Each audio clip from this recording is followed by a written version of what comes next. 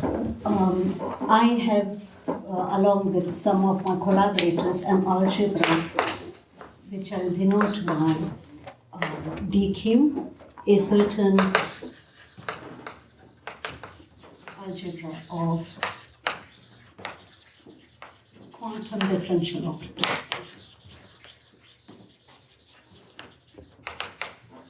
So I wish to study this particular algebra.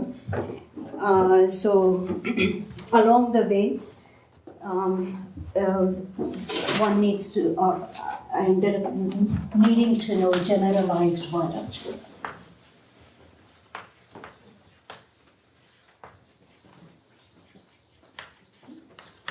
GWA in short.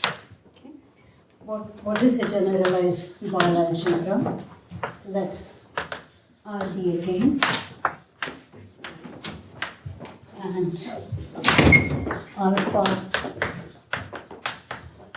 be an automorphism.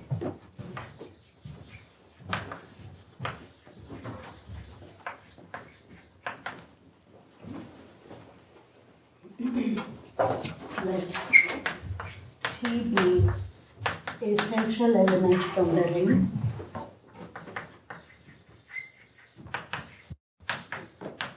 T non-zero.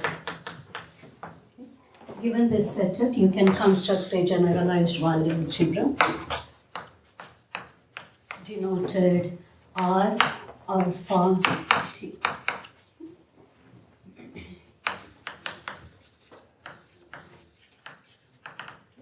It is an algebra. It should, I can't say it's an algebra because R need not be commuted. But it is a ring generated over R by two elements. I'll denote by S and T, satisfying.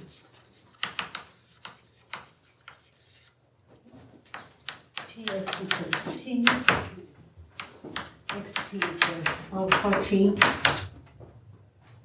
Tx equals T, yeah. XR equals alpha on X, TR equals alpha on X, T, okay. So elements from your smaller ring, they do not really commute with your generators, but they commute up to alpha, action by alpha. T times X is little t, which comes from your ring. So, in other words, in the description of elements of capital A, you will not encounter these because they can be reduced below. So, every element of A can be written a finite sum of powers of Xn and a finite sum of powers of Tn. So Rn is n from your. These algebras were independently defined by Babula .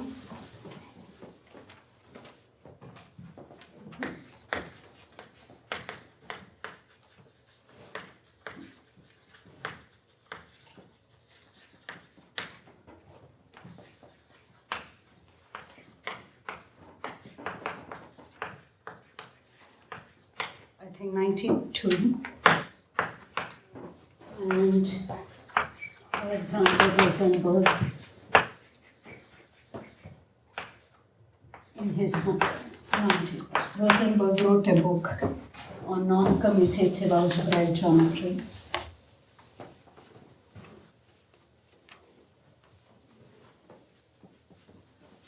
What is alpha?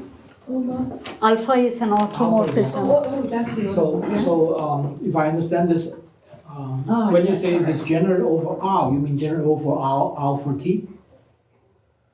T is already in Yeah, R. yeah. Oh, T is in R, but alpha is okay, T is in R. Yeah, Sorry. so you have T is in the center of R, T is in the center of R. Okay. there is an automorphism. T is a central element, and A is something larger.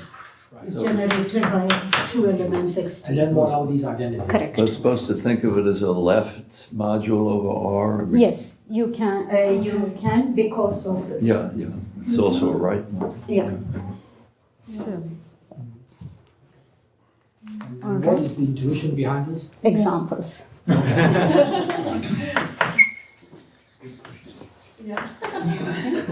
So, example one, quantum Weyl algebra.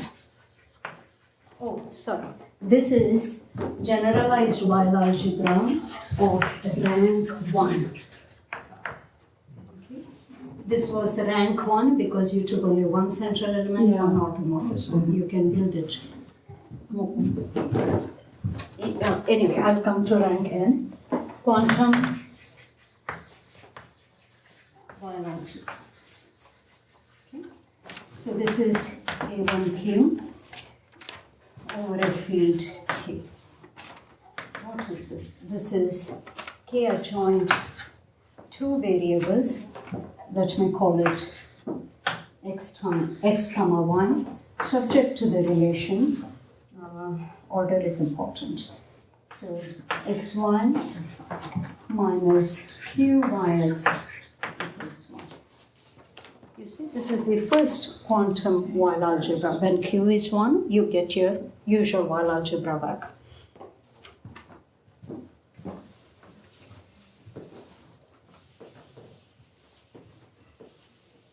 What is Q? Sorry. Oh, Q is a parameter. q is a parameter, Q is yes. just a parameter. So q is some non-zero element. Okay. Yeah. So when q is 1, you get the usual Weyl algebra.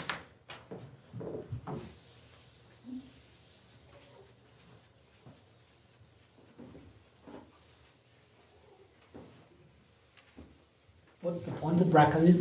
For? I'm sorry? What's the pointed bracket for? Non-commutative. Non-commutative ring. Yeah, algebra generator. So free algebra subject to this okay. relation. Yeah. So how do we see this as a generalized Weyl algebra? So within A1Q, there is this element yx. Yes, I call this T. So what is my subring of A1Q? I'll take the commutative algebra generated by T. So consider the automorphism from R to R given by T goes to Qt plus 1. So note, now we can see A1Q is a ring generated over R by. I'll use the same variables, you see, x1. What does this say? Yx is t. That's the first condition for generalized Weyl algebra. Secondly, what is xy? Xy equals qyx plus 1. So that is alpha t. Right? What about, yes? Now to understand how x commutes with everybody from my lower rings, all you need to check is what x does with t. Xt equals x, y, x. So, but we just saw xy is alpha t. So it's alpha t of x. Likewise, what is y t? This is y x y x. Am I right? Yes. So one of the y's can go to the other side. So this is y times what is yx? Yx equals xy minus 1 over q.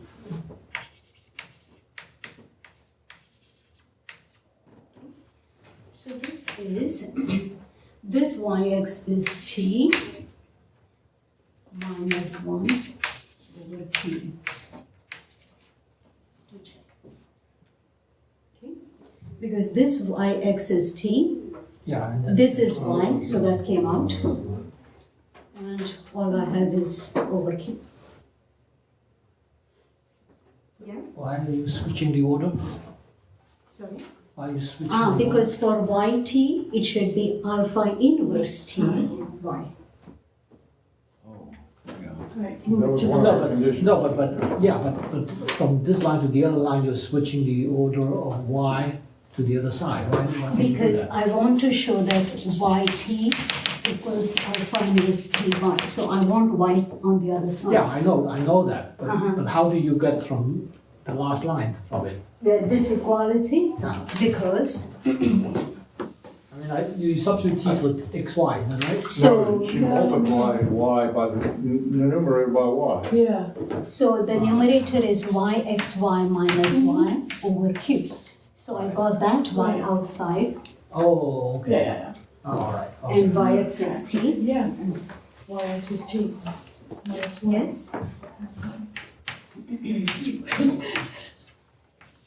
Pull the y on the right side. Yeah.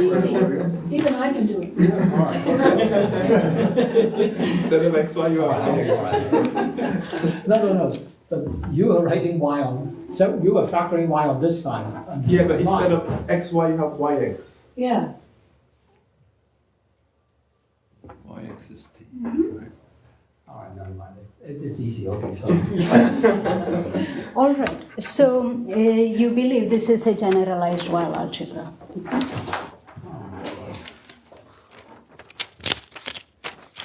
Why do they say quantum? Why do they say quantum? Q.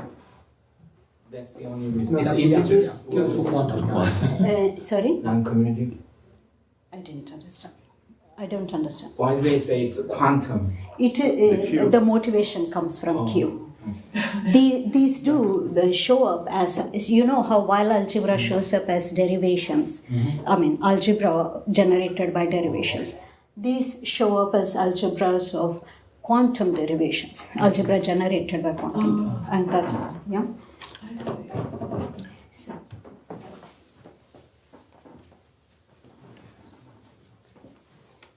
Now, second class of examples people have studied, and this is so okay. Quantum Weil algebras have been well studied by many people.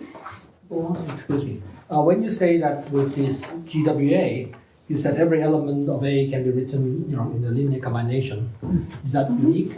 And not necessary, not Not unique. necessary.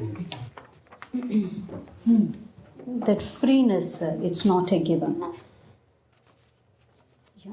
So, okay. Second example. This is by Jordan. I mean, the ambiscue polynomials. These algebras were studied by Jordan for their Noetherian properties and such.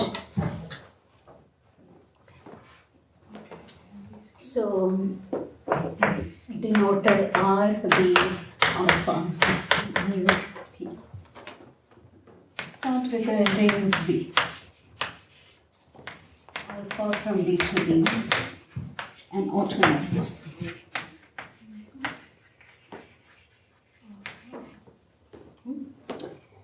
So take two central elements, P and nu, from the center of B. P a unit.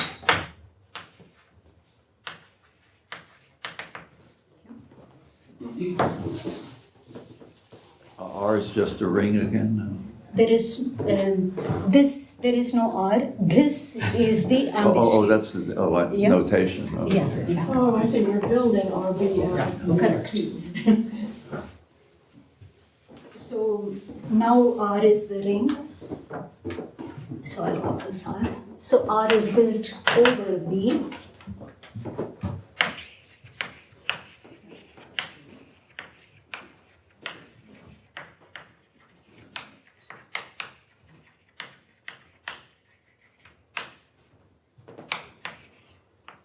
By two elements xy subject.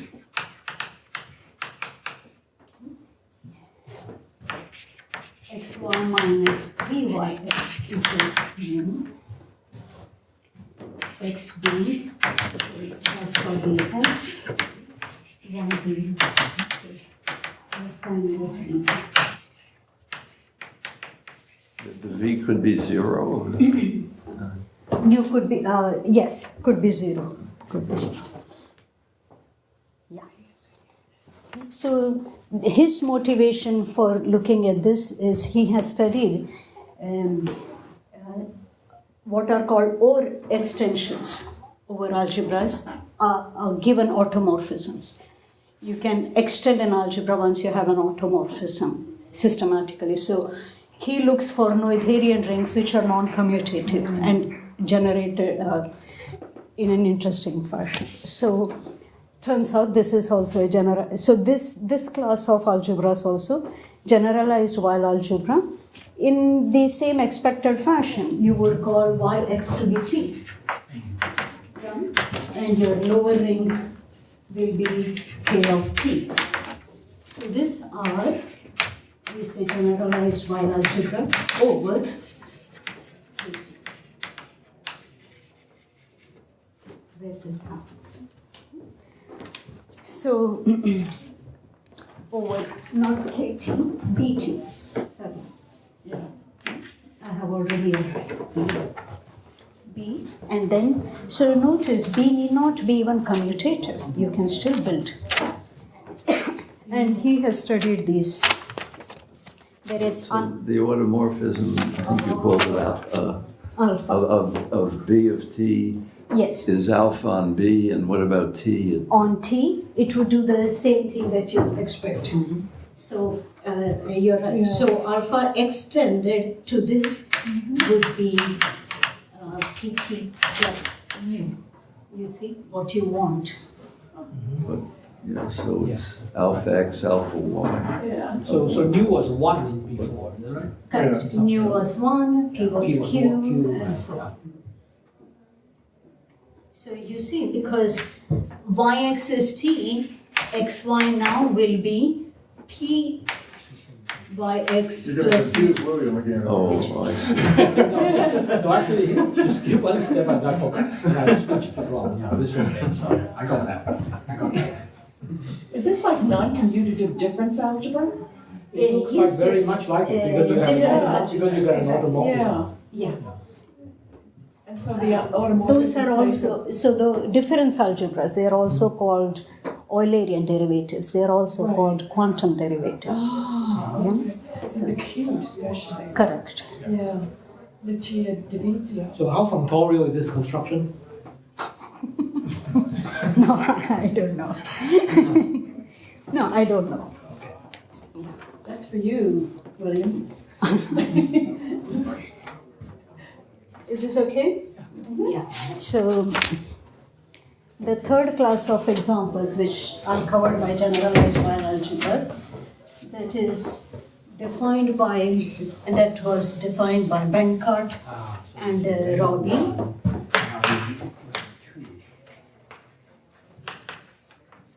Georgia? Yeah. Yeah. Benkart and Robbie, they had defined the original definition, they called it so-called down of algebras,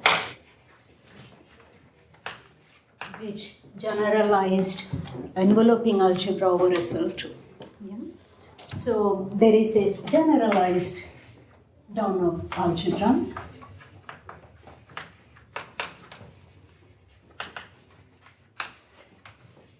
What is it? Consider algebraically closed field.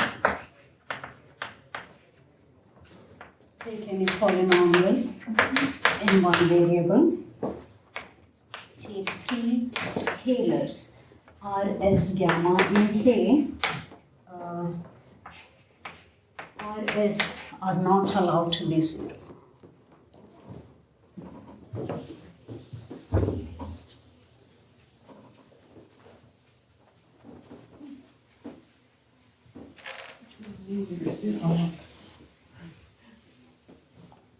What's the last symbol? Yes.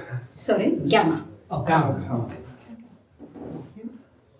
So, a down-up algebra, a generalized down-up algebra, L, subject to these parameters, is the K algebra generated by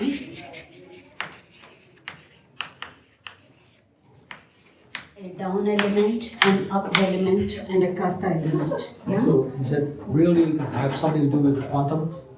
More to do with USL2, Oh, enveloping. USL.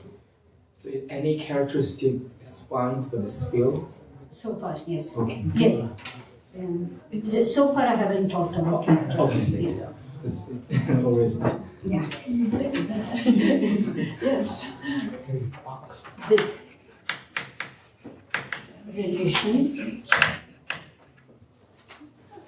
So H is the karta one, you see. So U is the upper one. So HU minus RUH equals gamma U. HV minus RDH is negative gamma D. And upper minus S down is. You see, this imitates basically USL2, and these have been well studied. Okay. Bankart has done a lot of work on down-up algebras. Okay. Are these natural relations in some sense? What is the role of a generalized down-up algebra? Why these relations? Why these relations? Why? It generalizes the SL. Yeah. SL2. SL2. SF2? Yeah, You that's what she said. USL2. It's my problem. Oh, SF2. E F Oh, H. don't go any further. Oh, thanks, Phil, for asking a question. Yeah, that's So, very natural. well, notice why is this a generalized Weyl algebra? Because this is an ambiguous cube. That is, it's built by array extensions. So, how so?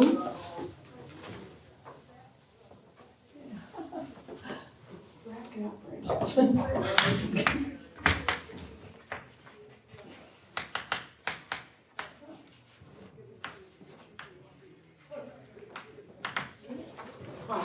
So you consider the lower ring to be polynomial algebra with the karta element. Yes. The first relation translates to UH equals H minus gamma over R. This is where R should not be 0. Yeah.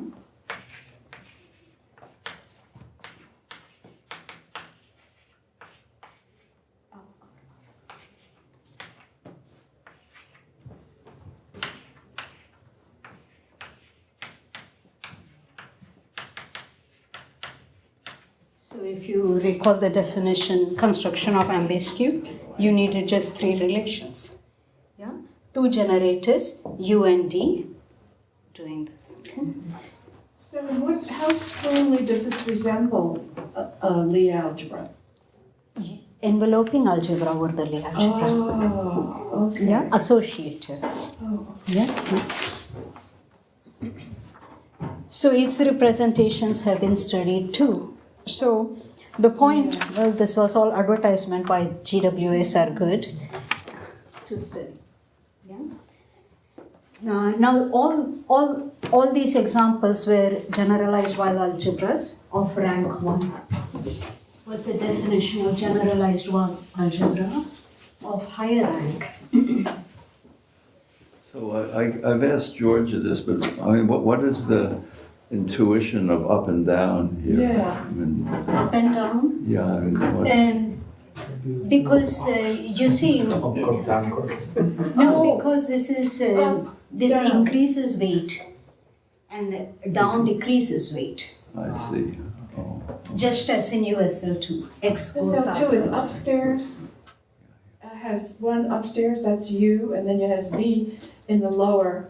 Yes, upper triangular 2, versus 1, lower 1, 2, triangular. and 2, 1. 0, 1, 0, 0, and 0, 0, 1, 0. One's up, the other's down. Yes, Probably but not. at representation theoretical level, it's an operator which goes up. You see, up Yeah. operators. Oh, that's lucky there. So Usually one's up and one's down. higher rank. GWA. Okay, these were defined by Algebra again. Start with a ring and let alpha be the n tuple where each alpha I is an automorphism.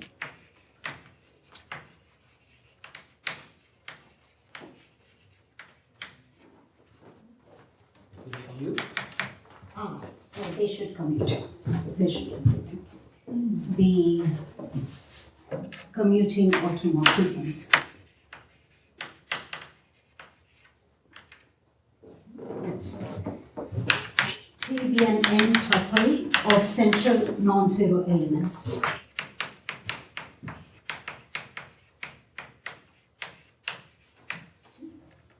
Then given this data, you can build higher rank GWA.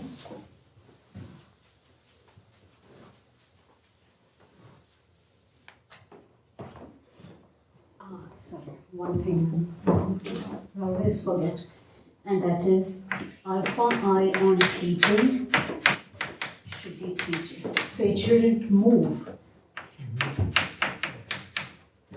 people in other directions. So, a generalized by algebra of rank n. Again, I denote by R alpha T. Alpha is tuple of automorphisms, likewise is the ring extension over R generated by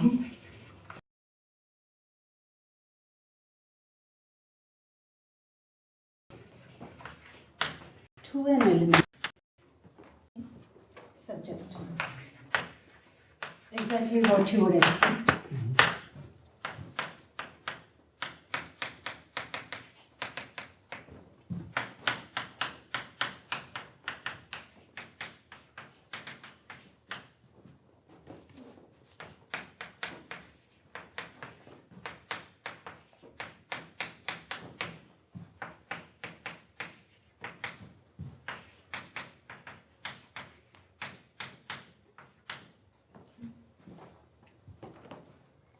Now, Xi's and Tj's have to commute, okay, for I naught j. You want xi at the end of the third line from the bottom, alpha I T I, xi? And this is for the ring elements. No, right above the TI at the end of that line. Go to the end of that line, where your finger is. Don't Yeah. you want an XI at the end of that line? No, I want to say that xi times ti Yeah, just the- falls just- below. Okay. Yeah. Okay. So, yeah. So xi's and tj's commute, but xi and ti's don't commute. Yeah. But lastly, xi's commute among each other, and so do ti's.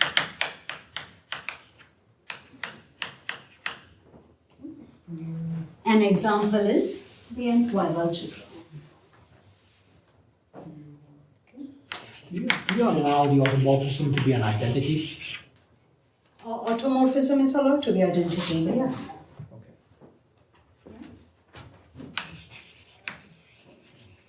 In which case you are just commuting every You day. think, right. Yeah.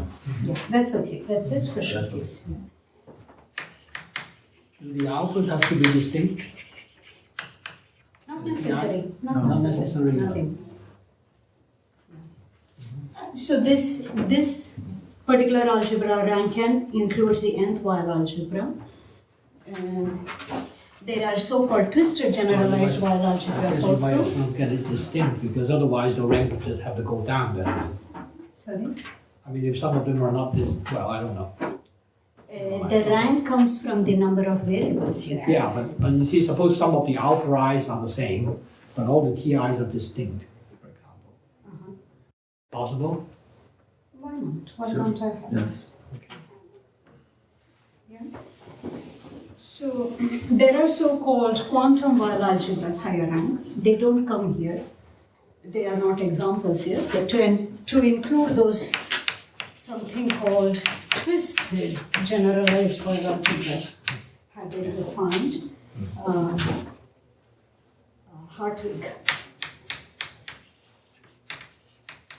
Hartwig and his papers, they focus on twisted generalized Weyl algebras.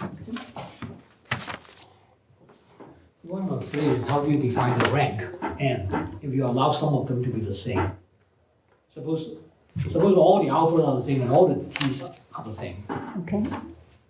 Would you not get a rank one algebra, or is it? I mean, or you get something new still? I can, all the alphas and t's are same, but my x's and Yeah, I know. they are more. They're still different. Yeah. They're Yeah, variable. so they contribute to a higher, they can contribute to a higher GK dimension, for example. But it's not a given, it's true. They can maybe collapse. Right. That is true.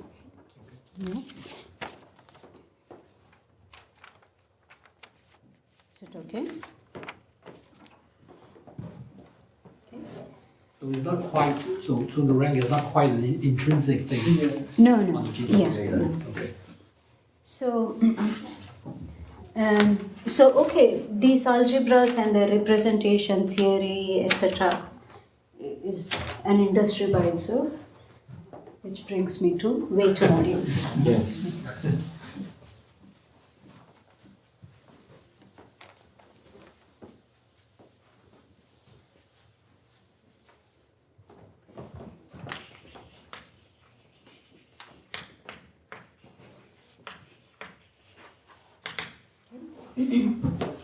So, just recalling definitions.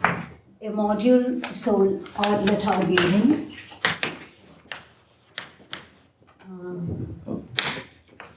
Let S be. And S module is said to be simple.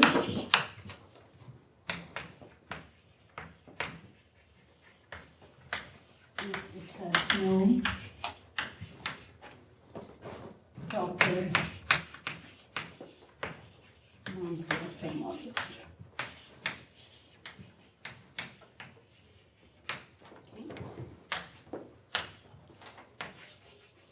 And this module is said to be semi-simple.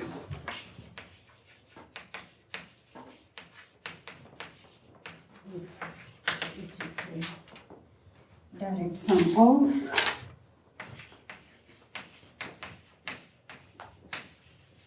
simple modules. Could be an infinite direct sum. Yes. Oh,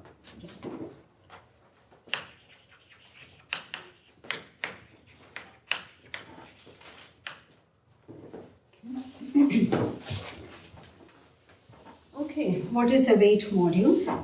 So you have your ring S. Suppose you have a subring which is commutative.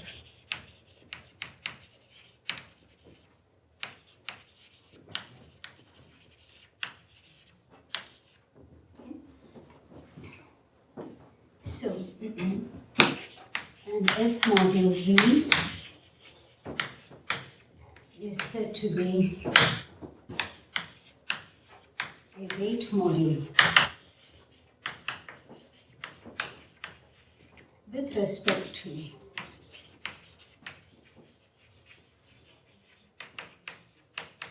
if V is Samasam.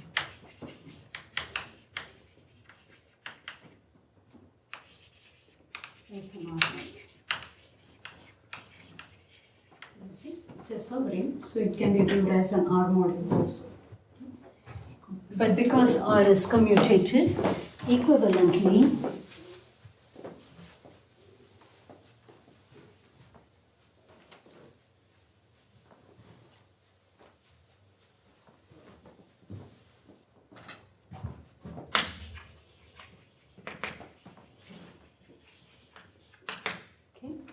you can write Vm to be a direct sum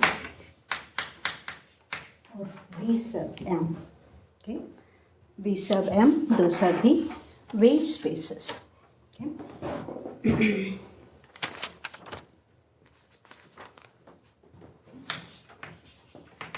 You collect all those V's which are unhighlighted by m. This is an equivalent definition, hence the name weight. Okay. Max R? Max spec. Or a set of maximal ideals of R. Yeah. Okay.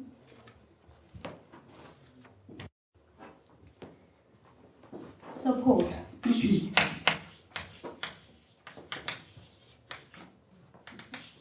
Simply denoted support V. This is supposed to be an S module? Correct. So it can be viewed as an R module. Oh, okay. Yeah? No. So I'm a little rusty on the computer ring theory. So when you form the direct sum of the VM, do you have to take all the maximal ideals?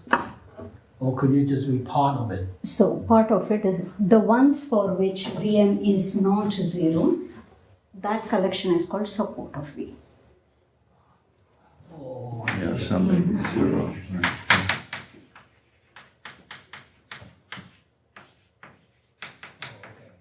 okay. Oh, wait a minute. Oh, okay, sorry. Got it. Yeah. Sorry.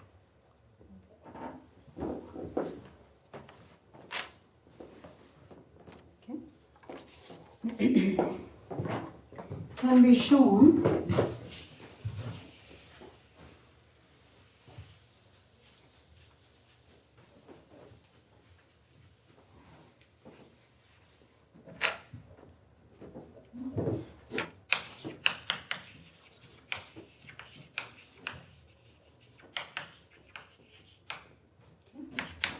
submodules, portions, and directions. Weight modules.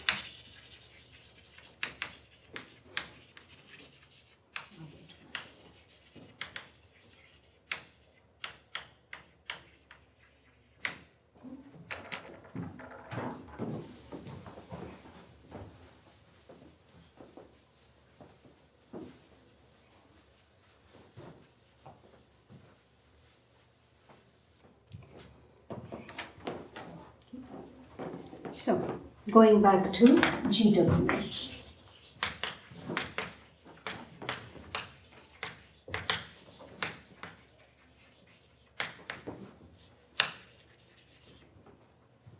Or a commutative R.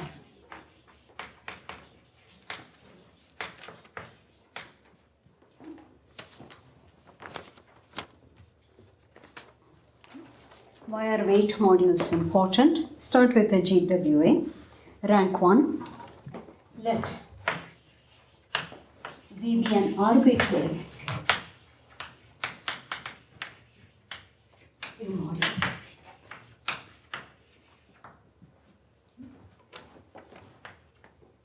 Consider V prime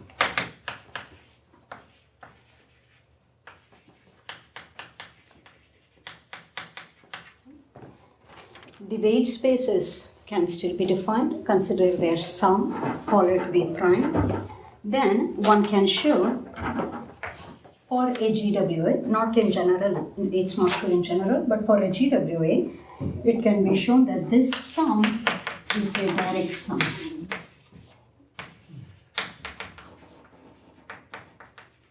Non-zero. Non-zero. Yeah. Okay. Yeah. Certainly, it can be shown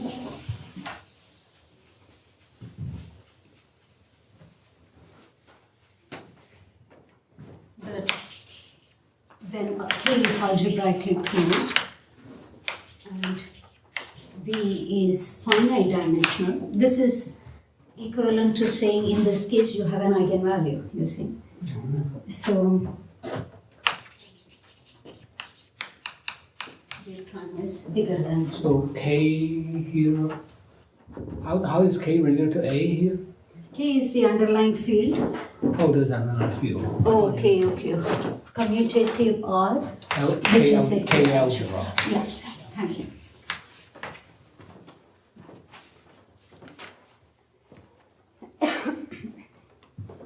How do I view this as just the weight in the representation theory? Correct. How do I view this in terms of the weights in?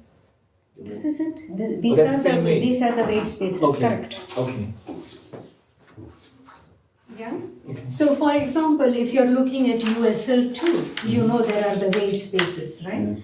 So, what are the weight spaces? The underlying commutative algebra you look at is actually the kappa algebra. Yes. So this is the commutative ring under question. When you say H of V equals NV, what ideal are you looking at? You are looking at the ideal H minus N, which is a maximal ideal. Oh. I see. Oh, yeah. Okay? Okay. And so on. Yeah. Yeah?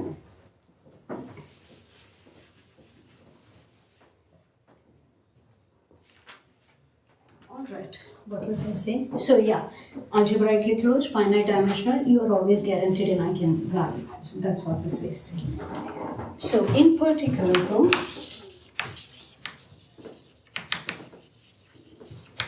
if V is finite dimensional simple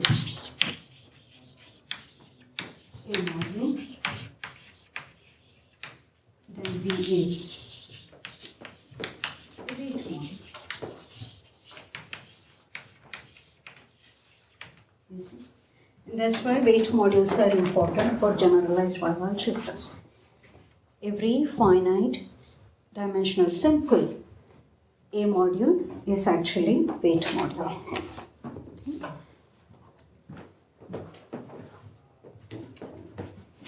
So are you saying that the property of V being finite dimensional and simple as an A module give you information on V as an R module? Sorry, I can get that. Are you saying that, so V is finite dimensional and simple as an A module, so A is the GWA, right? Correct. But when you say V is a weight module, you're saying V is a weight module of what? Of A With respect to R, the right. fixed Right. R. So in other words, knowing something upstairs, know something downstairs. And Imply something downstairs. correct. I mean, we see weight module is defined with respect to a fixed commutative subalgebra to begin Right. with. Right. Yeah. Forgot about that, yes. Okay, so people studied these weight modules and this has been completely classified in a very nice paper, lot of typos though. So for rank 1, over commutative ring. Okay. There is a very nice paper by Droz, Guzman and Opsi. Okay. They have classified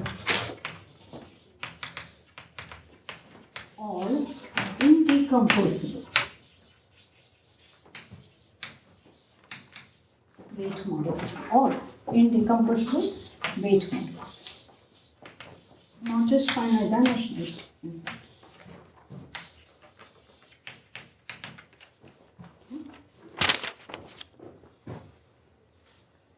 Turns out, for higher rank, classifying indecomposable weight modules is a wild problem.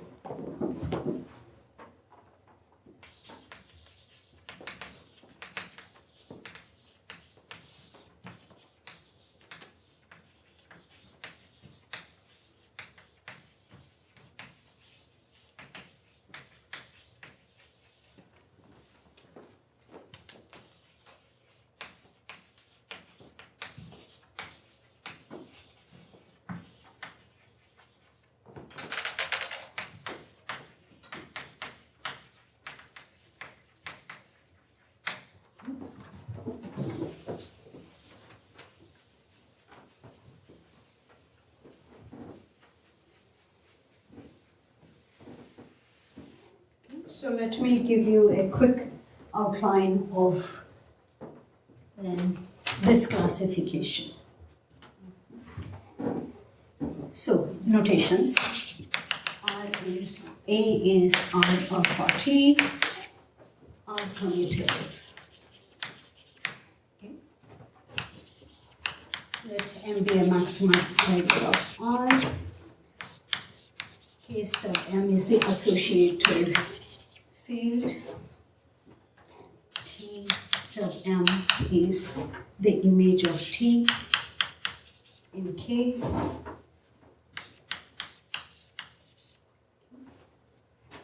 You call a maximal ideal M a break if T sub M is 0. Okay? That is, T belongs to your maximal ideal.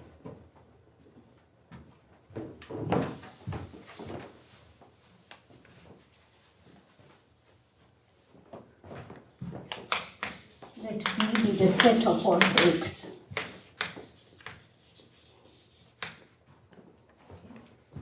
Note, alpha being an automorphism, alpha acts on the set of maximal ideals.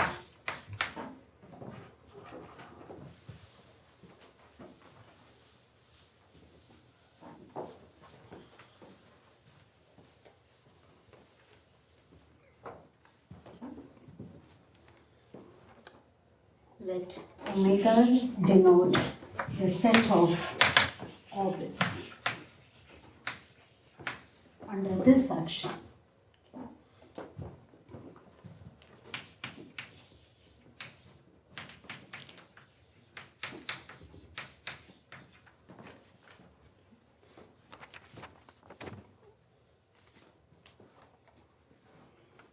Let omega be one, little omega be one particular orbit. You would denote B omega to be all the breaks which contain in little omega. Okay.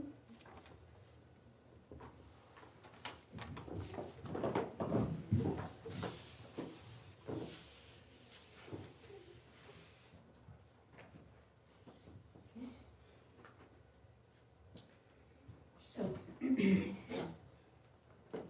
firstly, note. So I'm following Droz, Guzman and Ovsienko. I want to list the indecomposable weight models. So let V be an indecomposable weight model. operators, V can be written as direct sum of its weight spaces. Yeah. So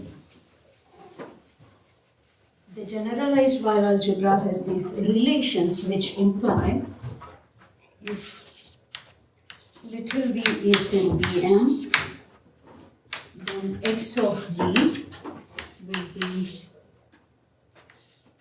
v of alpha. That is, x takes it to a higher space, higher weight space. And t takes it to a lower, just as in USL2. Yeah? E goes up, F goes down, and so on. Therefore,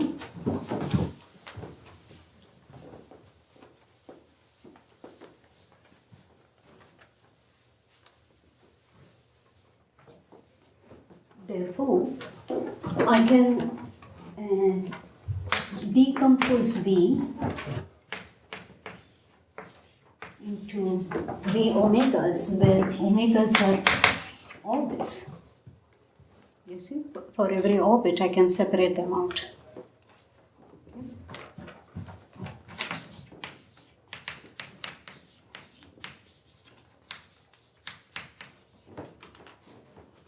So, if V is indecomposable, its support must be contained in one specific orbit.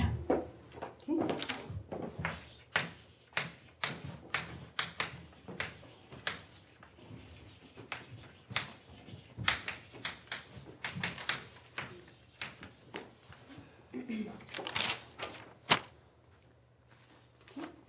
So this is it. So we want to study indecomposables, which therefore leads us to one particular orbit at a time and different cases.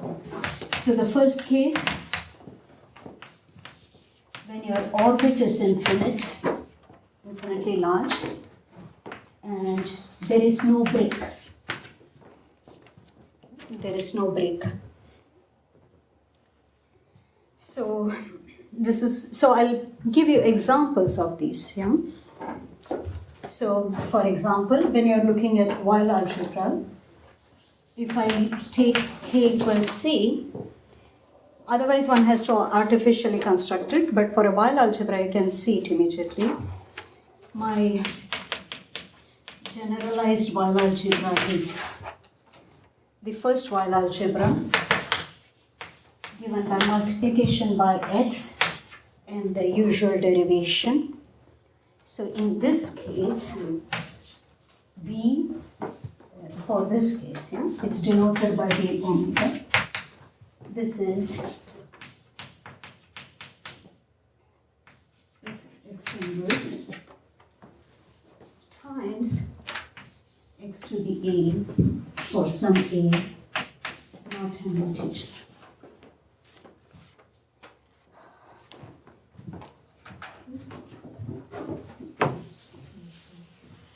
What this means is, you see... Oh, I have a question. Yes. So how does the ideal structure of the ring and the orbits of that, Correct. how does they interact, or how do... Correct. Let me explain. Yeah, okay. Yeah. See this example. Okay. You see, this is a vector space. Mm-hmm. It has basis this alone, without this guy. Yeah? Yes. This alone, it's a vector space. I'm not looking at Right. ring structure. So it has basis 1, x squared, x cubed, so on. So on. So my two operators in the first Weyl algebra, this is multiplication by x. So it goes x times 1 is x. Yeah? So this is the operator x which goes up. Alright? Mm-hmm. Now del is the operator which goes down. This goes here 3. Yeah? This goes here 2.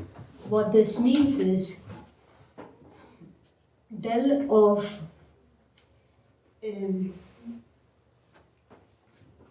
Okay, so let me explain. So this is 1 here, this is 0, that's a break. Whenever I hit a 0, it's a break. Okay, here is 1, here is, what is it, -1, -2, so on. The underlying commutative ring for the Weyl algebra, let me call it, it's actually denoted usually by tau. It is del x. So this map, notice what tau does at say x squared. It goes up once and then 3 here. Okay? So this is an eigenvector of this with eigenvalue 3 and so on. Okay? So whenever I get tau 0, I get a break. Alright? Yeah. So notice, so I have taken only Cx inverse. This is a fair enough a module, yeah? But it is not it is not irreducible. It is indecomposable. It is not irreducible. Why not? Because look at this. This is a submodule. X goes here, del comes here, and at this guy goes to 0. So this is a submodule. So it is not irreducible. It is indecomposable. But if I multiply by x raised to a, okay, as long as this is not an integer, I'll get a basis which looks like this. And so on, you see? This is not an integer, so I'll never have a 0. I'll not have a break, so that will give me an irreducibleness. This is the first example, when you don't have any breaks. When you have a break, So what does x to the a mean actually then? right, that's why I needed C. That I see, okay. Yeah. Otherwise, I just artificially say, formally build a module, dimension 1 at each slot, and proceed. Yeah.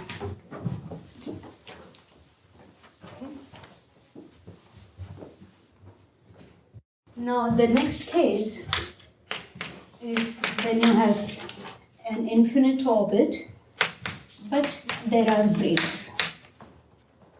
There are breaks. Okay, the set of breaks is not empty. So, an example is this. Yeah. Another example is this. That alone. Okay. You see this? This is 1x squared x cubed. X goes this direction, and del gives me back in this direction, except it's a 0 here. This is irreducible. You see, this is irreducible, this is indecomposable.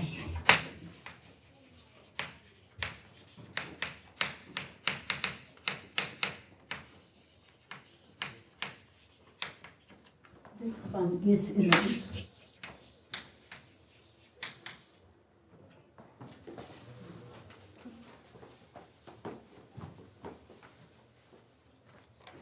And there is the other version,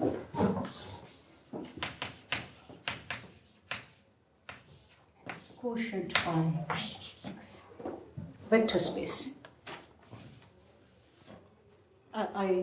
In other words, I'm looking at only the x inverses. Okay? But I want x to act on 1 to give me 0. I want a highest weight vector at 1. That's why I write it like this. Yeah? This is also irreducible. So one may view it like this. 1, x inverse, not 1. Start from here. Do I want 1? No, I don't want 1. I don't want del to be 0. So the delts are all non-zero throughout.